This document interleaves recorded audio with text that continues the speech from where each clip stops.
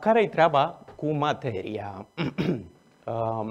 Evident, ăsta e un titlu tradus din What's the Matter? Da? What's the matter?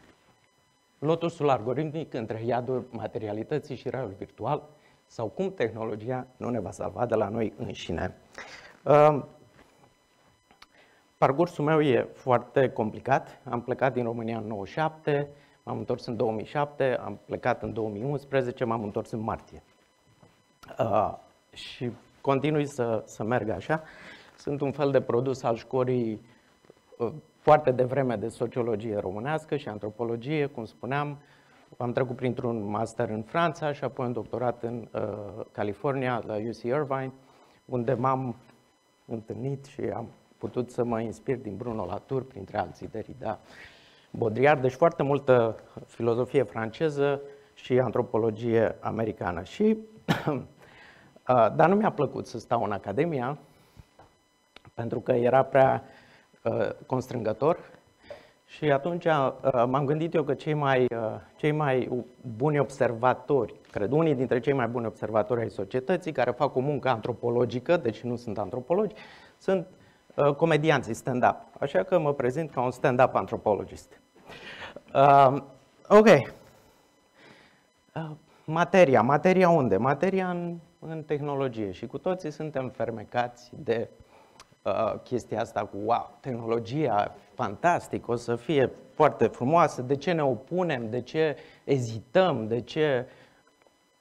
Și asta nu de acum, din anii 90 încă spunea Calvin, evident Calvin și Hobbes, și ajungem și la protestantism imediat.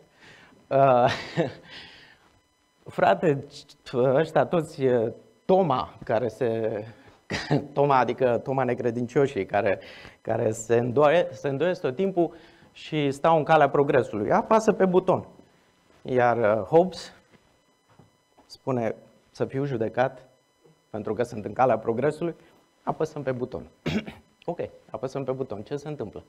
Păi, se întâmplă tot ce ați auzit mai devreme. De ce se întâmplă cu noile tehnologii? De ce se întâmplă acest lucru? Simplu, pentru că promisiunea tehnologiei este una făurită în laborator și care se extinde asupra societății. Da? Aici avem, foarte interesant, vedeți ceva interesant aici? Se vede ceva? Toate rasele. Toate? Rasele umane. O vedeți pe aia din mijloc? Am înțeles că nu mai e voie să spui negres. Și lângă ea? Aha, exact.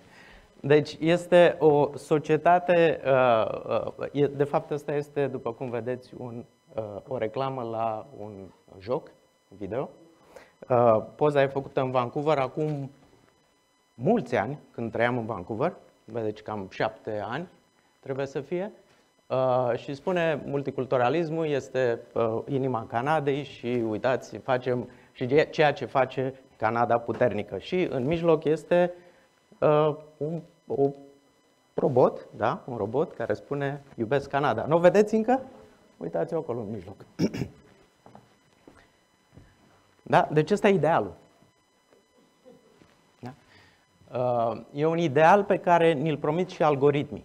Da? Algoritmii e un ideal foarte curat, foarte rațional, foarte lipsit de interferențe, de fricțiuni între aceste posibile identități, ca să le spun așa, este ca o floare de lotus. Da? Floarea de lotus a revenit, a venit ieri, cineva a vorbit despre lotus, Irina parcă, da? Și e interesantă floarea de lotus, pentru că floarea de lotus este un simbol al perfecțiunii. Dar este un simbol al perfecțiunii care are și el o poveste.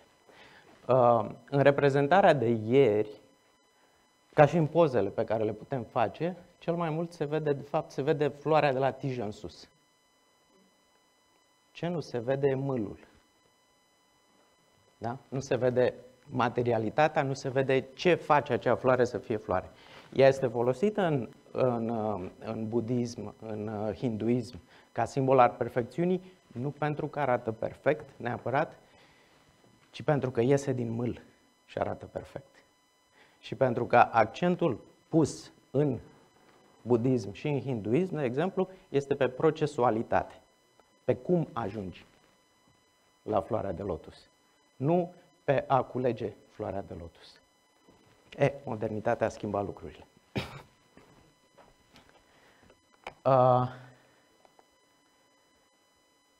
Ok.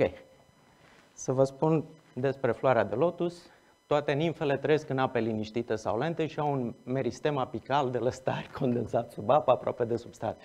Tulpinile, pețiolele și frunzele sunt caracterizate de traiecte largi și eficiente de aerenchimă. Ce înseamnă asta? Că în tuburi acolo au niște tuburile zboale și au niște chestii cu care pompează aer, de fapt de sus în jos, către rădăcini care stau în mâl, în ape stătute,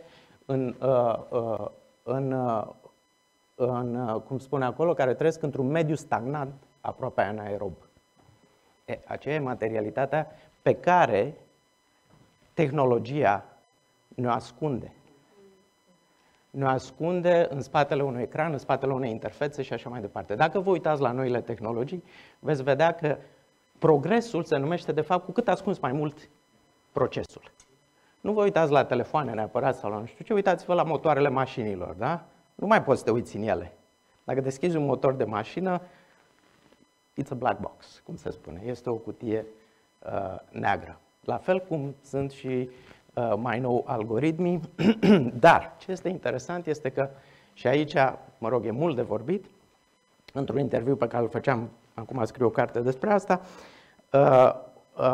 și intră și chestiunea de gender aici, o programatoare îmi spunea, unul din motivele pentru care am plecat din programare era pentru că presiunea pieței, și mă uit la Ioana, presiunea pieței face ca procesele de dizambiguare a algoritmilor să fie expediate. Și ce înseamnă asta? Înseamnă că de multe ori nu știm cum merge algoritmul, considerente etice spun că ar trebui să cam știm cum merge și de obicei rezultatele pe care le dau în laborator sunt deviante sau cumva nesigure și atunci la un moment dat ea a primit un produs și s-a spus trebuie să vedem să-l dizambiguăm și a zis păi trebuie să fac inginerie inversă ca să pot să-l dizambiguez și îmi trebuie vreo 2 săptămâni. La care răspunsul a fost păi atunci uită că oricum clientul nu o să-și dea seama. Da? Pentru că clientului se oferă floarea de lotus, nu tot ce se întâmplă de dedesubt, cu promisiunea optimizării. Da? Că vorbeam despre optimizare. Bun, ok. Cam așa arată lumea de astăzi, de fapt. Asta e o fotografie făcută în vara asta în Phnom Penh, în Siem Reap, în Cambodgia. După cum vedeți, acolo este o reclamă la realitatea virtuală, da? Da, întreaga această realitate virtuală este susținută de materialitatea lumii, inclusiv de resursele pe care le găsim natural în lume. Însă, modul de percepție al acestei realități virtuale este una imaterială. Da? Nu ni se pare, sau utilizatorilor, dar chiar și cei care o proiectează și așa mai departe, li se pare că această materialitate este fără impact, este virtuală, este perfectă, da? Ca și Canada, multiculturală.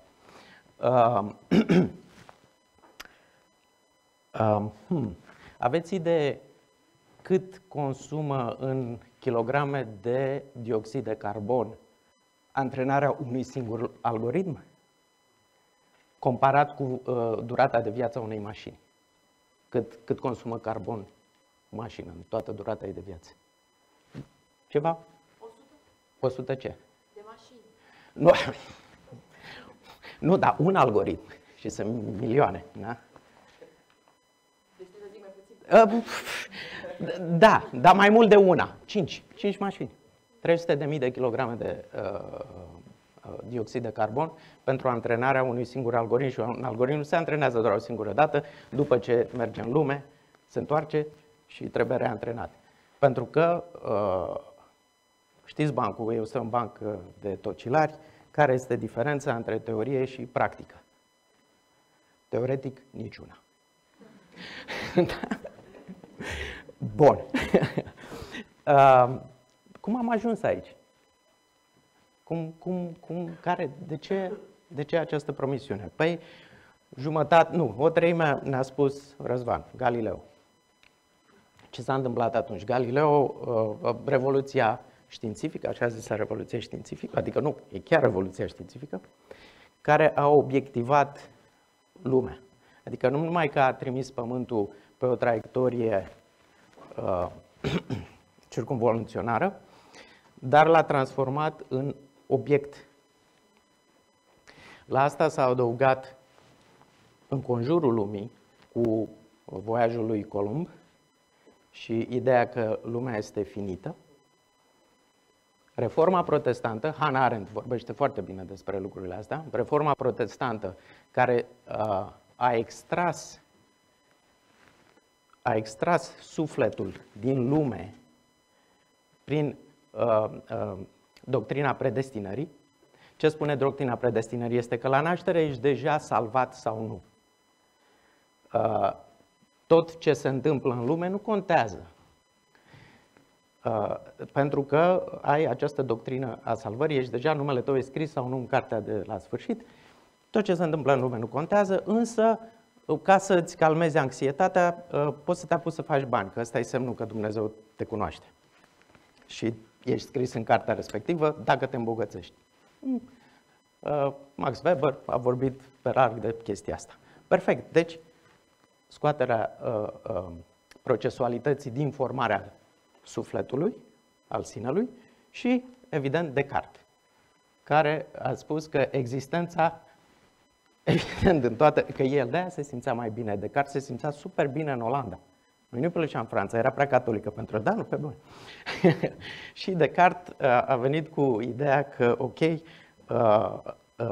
măsura existenței este cugetul imaterial, da? Care nu, din nou, este separat. Și Hannah Arendt spune foarte bine, problema alienării nu este o problemă alienării, așa cum o concepe Marx, alienării față de obiectele muncii noastre, ci este problema alienării sinelui de lume. Da? Și a sinelui de corp, pe care, unde ești, Alexandru? O povestea foarte bine, a plecat? Nu, salut. Da, a explicat-o foarte bine această alienare față de corp, în care corpul devine obiect al cunoașterii și apoi revine prin senzori și mai puțin prin simțuri. Și aici noi avem o problemă foarte, foarte importantă și anume moartea. Dar moartea nu era o problemă până ce v-am povestit. Dacă vă uitați în arta pre-renascentistă și chiar în arta renascentistă, nu numai că existau pictați morții, exista și viața de după moarte și existau și memento mori, craniile, nu? Ioric, era peste tot. A dispărut. El a dispărut la un moment dat. Pentru că dacă procesualitatea nu mai contează, moartea nu mai contează. Și atunci putem aspira la viață veșnică. Ceea ce, într-un fel sau altul, aspiră cultura, și ajungem la antropologie, cultura care a produs algoritmii. Silicon Valley. Imortalitatea pe care și-o doresc, în primul rând, deci două lucruri se doresc acolo. Evadarea din lumea care a devenit circumscrisă, da? Este Elon Musk, cum îl cheamă, Bezos, toți băieții de acolo care vor să colonizeze Martele pentru că e un laborator perfect, da? Și o lume perfectă, fără aceste fricțiuni, e floarea de lotus fără nămol, și nemurirea fizică, nu? Criogenizare, downloadare în algoritmi și așa mai departe. Nu întâmplător, întregul limbaj în jurul culturii inteligenței artificiale este îmbibat de termeni religioși. Kurzweil este un profet.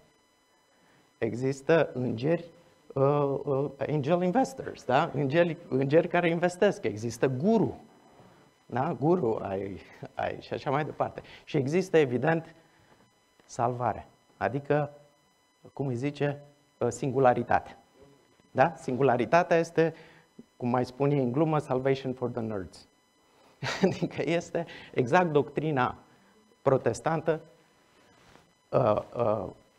pusă în mașină. Ce se întâmplă însă când aceasta creează o tehnologie care apoi este răspândită în toată lumea? Păi asta se întâmplă. Și cu asta ne ocupăm noi, antropologii. Ne uităm cu ce se întâmplă când arunci oamenii în mijloc. Și se întâmplă lucruri extraordinare. Așa cum spun teoreticienii sistemelor, toate modelele sunt greșite. Unele dintre ele sunt folositoare. Bun. Problema cu artificial intelligence este că e problema cu orice obiect de la Revoluția științifică, este că obiectele au devenit într-un fel obiective. Adică sunt văzute ca fiind cum să spun, încorporând adevărul. Dacă ne uităm la ușă, modul în care vedem noi ușă, obiectiva e o ușă. Și o ușă așa e, așa a fost și așa va fi întotdeauna. Ei nu, că dacă mergem prin toată lumea, vedem că există tot felul de uși și nici nu știm cum să le deschidem. Da? Și nici metrou nu știm cum de mie. Îmi place că de-aia mă plimb prin lume, că cel mai mult îmi place momentul acela de, cum îi zice, incompetență. Da? Când ajungi într-un loc și nu știi să deschizi ușa, nu știi să iei metrou, deci e același metrou și așa mai departe. Bun. Algoritmii, deci, cum spuneam, promit asta, dar s-a mai întâmplat ceva în momentul ăla al Revoluției științifice și anume posibilitatea de a conceptualiza lumea în acest mod ideal adus de cifrele arabe și de gânditorii arabi care au inventat algebra, analiza matematică, trigonometria, cifra 0 pe care au preluat-o de la hinduși. Fără ea nu puteam avea sistemul bancar și nici sistemul binar. Și e interesant pentru că cei care erau programatori în anii 70, a fi programator în anii 70 era foarte jos în ierarhia științifică, pentru că matematicienii erau sus. Da? Programatorii erau cei care făceau ce le spuneau matematicienii și cartelele acelea, făceau găurinele, nu știu ce. Dar ce este un algoritm? Deci de ce era o ierarhie mai jos? Un algoritm nu este un model matematic. Un algoritm este o suită de propoziții logice într-un sistem semantic. Dar în anii 50 a început teoria informației. Și sau așa, am zis ceva greu? Greșit? Da, și, mă rog, în teoria informației era o problemă mare acolo. Problema pe care a avut-o și Leibniz când spunea că cel mai bine să avem o lume perfectă este să dăm numere fiecărui obiect și apoi ne înțelegem perfect și nu o să mai fie războaie, că dacă fiecare obiect are un număr, știm exact despre ce e vorba. Bun, asta e o problemă de sintaxă, dar rămâne semantică, adică înțelesul. Teoria informației a scos înțelesul din obiecte și a zis informația e doar despre numere, nu și despre înțeles. Da? Și atunci algoritmii au început să apară ca fiind matematici și ca fiind obiectivi. Dar ei nu sunt obiectivi, ei sunt construiți într-un sistem logic în care logica programatorului și logica culturală în care ei sunt antrenați se regăsește. Și haideți să ne gândim, că vorbeam mai devreme antevorbitoarele mele, logica mediului nu este doar aceea a utilizatorului sau al designerului, ci este și logica pieței. Și dacă ți antrenezi la algoritmii într-o logică concurențială, în care ideea este de joc cu sumă zero, ce fel de algoritmi o să ai? Da? Dacă ei sunt conștienți, ce fel de conștiință vor avea? Și astea sunt niște întrebări, din nou. Nu știu. Dar ce e interesant este că aceste propoziții logice au fost inventate de un matematician pe care îl chema Al-Khwarizmi, care era cunoscut în latină ca algoritmii și care a trăit în 800 și ceva. Da? S-a trăit în 800 și ceva, l-au descoperit europenii mult mai târziu și după aceea cuvântul în sine, apropo de semnificații, a fost preluat de programatori prin campusurile de la MIT și Silicon Valley prin anii 70 și au început să-l folosească într-un fel ezoteric ca să se legitimeze alături de matematicieni. Și așa a apărut casta programatorilor. V-am povestit o poveste aici. Nu știu cât timp mai am și dacă mai am, dar ideea următoare este că, și ce voiam să vă spun, este că, știți, ne tot uităm, sunt algoritmii conștienți, nu sunt conștienți, sunt mașinile conștiente, nu sunt conștiente. Ne uităm după fantoma din mașină, da? The ghost in the machine, the ghost is us. The ghost is our culture. Asta e fantoma, asta e spiritul pe care îl băgăm în mașină, e spiritul nostru. Și spiritul timpului, folosesc și eu cuvintele acestea îmbuiate de religie. Și evident a venit aici ideea foarte interesantă a co-creației, și anume că ființa umană, așa cum o știm, ea este co-creată de tehnologie, de la început. Nu putea exista, și este cartea lui Jean-Pierre Varnier, care probabil că e în spatele capului lui Alexandru când vorbește, construind cultura materială, omul care gândea cu degetele și care vorbește despre această co-creație. Și evident că utilizatorul unui telefon de acest gen nu este același om cu utilizatorul unui telefon fix.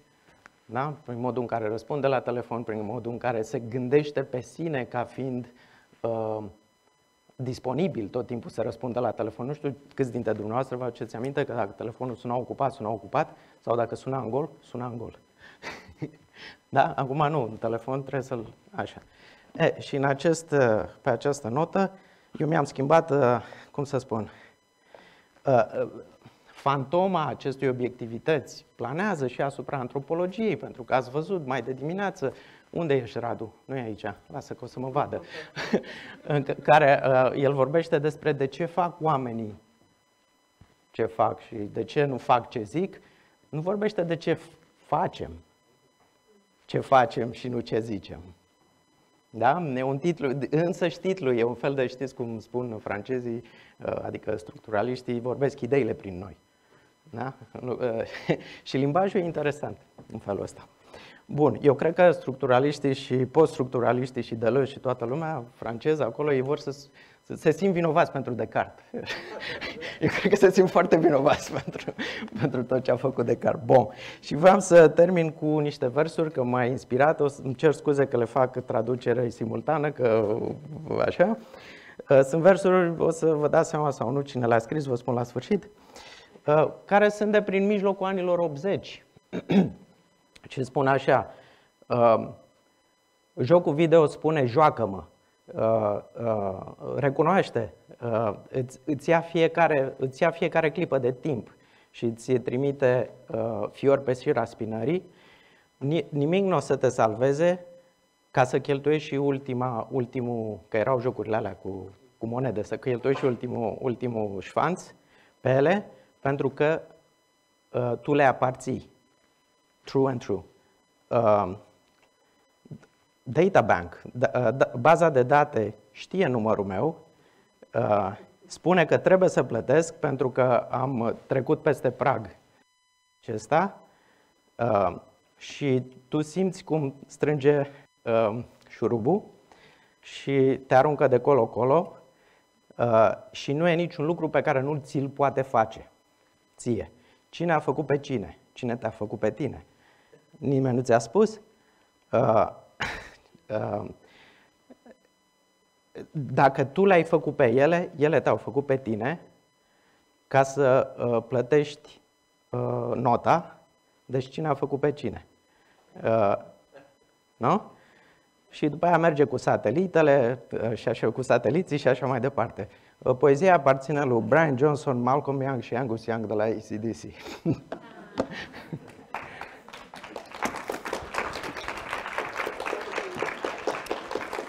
Mulțumesc, mic drop, gata.